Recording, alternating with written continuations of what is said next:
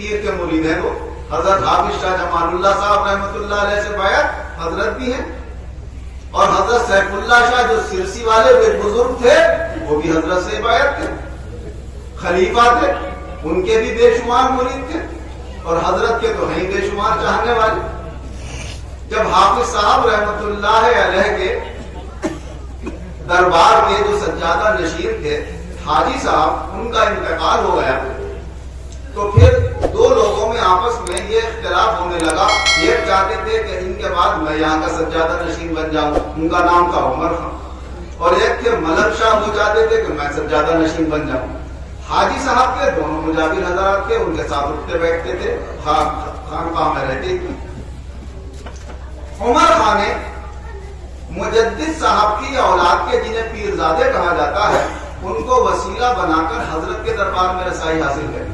اصل مالک تو یہ تھے, وہاں سجادے تو یہ تھے, اور کہا حضرت ہم یہ چاہتے ہیں کہ عمر خان کو آپ وہاں کا سجادہ مقرر کر دیں. تو پیرزادوں کی وجہ سے مجدد صاحب کی جو اولاد ہے, پیر کی پینٹ وغیرہ میں لوگ رہتے ہیں, حضرت اور سب لوگ ان کا احترام مجدد صاحب کی وجہ سے کرتے ہیں, یہ پیرزادے کہتا ہے. تو ان پیرزادوں کی سفارش کی وجہ سے حضرت نے نواب صاحب کو لکھ دیا کہ بھائی حاجی صاحب کی دستار جو ہے وہ عمر خان کے سر پر باندھ دی جائے, ہمارا یہ حکم. وہ دستار باندھنے کی ابھی تیاری کر رہے تھے کہ ملنگ شاہ نے رسائی حاصل کری سیف اللہ شاہ کے پاس, وہ سرسی پہنچ گئے. کہا صاحب میں چاہتا ہوں مجھے وہاں کا سجادہ بنا دیا جائے, اور آپ بھی اپنے وقت کے اتنے بڑے خطب اور ابدال ہیں, آپ اگر اجازت دیں گے تو میرے سر پر دستار بن جائے. اور ایسے ایسے عمر خان کے لیے شاہ درگاہ صاحب نے سفارش کر دی. تو سیف اللہ شاہ اس وقت اللہ کو کچھ دکھا نہیں تھا, غور نہیں کر پائے. انہوں نے فوراً لکھ دیا ان کے نام خط کے, جاؤ نواب صاحب کو دے دینا کہ جو کچھ آپ نے عمر خان کے لیے تیاری کی ہے وہ تیاری اپنی ختم کر دیں اور دستار ملک شاہ کے سر پر باندھ دیں. ورنہ فقیر کی چٹ مشہور ہے. چٹ کا مطلب تھا کہ اگر کسی گاؤں کی طرف وہ حضور ایک بار اشارہ کر کے کہہ دیا کرتے تھے کہ میں نے پورے گاؤں کو چٹ کر لیا, تو سب کے سب مر جاتے تھے, کوئی نہیں بچتا.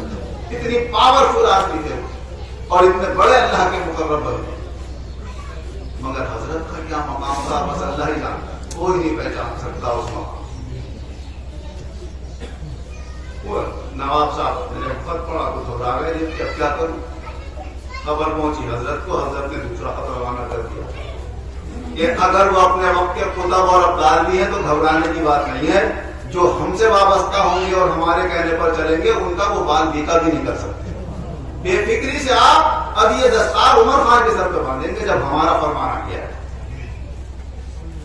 میاں جب ان کو خبر پہنچی سیف اللہ شاہ کو, تو ان کا اچھا یہ کیسے ہوگا, میں مالک ہوں وہاں دربار کا, تو میں بھی تو ان کا خلیفہ ہوں اور میں اپنے ہاتھوں سے باندھوں گا جا کے دستار. چل دیے وہاں سے سرسی سے, اور حافظ شاہ جمال اللہ صاحب رحمۃ اللہ علیہ کے مزار میں داخل ہوئے تو سب سے پہلے اپنی کرامت ظاہر کی. پہلی کرامت یہ ظاہر کی کہ اتنا موٹا تالا پڑا ہوا تھا دروازے پہ, اشارہ کیا تو تالا ٹوٹ کے الگ ہو گیا فوراً, اور اندر داخل ہو گئے. ادھر شاہ درگاہی محبوب الہی رحمۃ اللہ علیہ یہیں پر رہتے تھے اس زمانے میں. انہوں نے آ کر لوگوں نے کہا, پیرزادوں نے, کہ حضرت ہم کو ان کے لیے سفارش لائے تھے, وہ وہاں سے آ گئے ہیں, اب معاملہ جو ہے ایسا ہو گیا کہ اب آپ کو تو مقابلہ کرنا ہی پڑے گا. حضرت جلدی ہے یہاں, ایک قدم رکھتے تھے, آنکھیں بند کرتے تھے, کھولتے تھے. مزار شریف میں 1 گھنٹے میں پہنچے یہاں سے حافظ صاحب کے مزار. جیسے ہی سیڑھیوں کے اوپر چبوترے پہ قدم رکھا, سیف اللہ شاہ بے قرار بے چین چیخیں مارتے ہوئے باہر نکلے اور سجدے میں گر گئے حضرت کے بائیں طرف. ملا محمد یار نے بڑی زور سے, جو حضرت کے خادم تھے, آواز دی, حضرت سیف اللہ شاہ سجدہ لیتے ہیں آپ کے سامنے, معاف کر دیجیے گا. حضرت نے توجہ نہیں فرمائی, پھر دائیں طرف آئے, ادھر کو سجدہ کیا ملا محمد یار صاحب نے, پھر زور سے کہا. حضرت نے پھر کوئی توجہ نہیں کی, پھر حضرت کے سامنے آ کر لیٹ گئے. حضرت میرے اوپر قدم رکھ کے جائیے آپ. تو پھر حضرت نے مسکرائے اور انہیں اٹھا کر کھڑا کیا. آئیے مزار شریف. مزار شریف میں حاضری دی, گھومے چاروں طرف مزار شریف کے, اور پھر فرمایا اچھا بھائی پگڑی تو عمر خان کے سر پہ باندھی جائے گی, بس فرق اتنا ہے کہ اب تم اپنے ہاتھوں سے باندھو. سیف اللہ شاہ کے ہاتھ میں پگڑی دی اور انہوں نے عمر خان کے سر پہ اپنے ہاتھوں سے باندھی. پھر وہاں پر کافی دیر تک بیٹھے رہے، آپس میں باتیں ہوتی رہی۔ روانگی کے وقت حضرت نے فرمایا بھائی سیف اللہ شاہ اب تمہارا جو یہ حال تھا نا آئندہ اب نظر نہیں آئے گا۔ چنانچہ ایسا ہوا جب گھر گئے جاتے ہی بیمار ہو گئے، چند دنوں میں اللہ تک پہنچ گئے ساتھ۔ تو لوگ کہتے ہیں حضرت کا تو مقام پہچان ہی نہیں سکتے کہ کس مقام پہ، اشارہ کر دے تو کیا سے کیا ہو جائے۔ ہم اور آپ سب کچھ جو بھی ہیں حضرت کی عنایت سے تو ہے کہ حضرت کی نظر عنایت اپنے مریدوں اور خلفاء پر ہوئی، اور سلسلہ بسلسلہ ان کی اپنے مرید اور خلفاء پر ہوئی، اور ہمارے مرشد کی نظر عنایت ہمارے اوپر ہوئی۔ آج جو بھی گلے میں ہاتھ ڈال رہا ہے، جو ہاتھ چوم رہا ہے، تو سر پہ ہاتھ لگوا رہا ہے، ہم اپنے باپ دادا کے تھوڑی لائے تھے یہ نعمت، یہ اسی دربار کی دولتیں ہیں، یہی سے تقسیم ہوئی ہیں اور یہی سے سب تک پہنچی ہے۔